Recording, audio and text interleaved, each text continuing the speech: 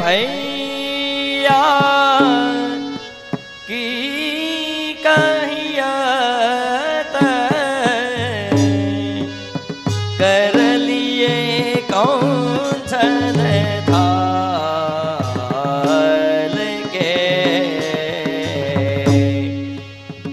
आज दूध भैया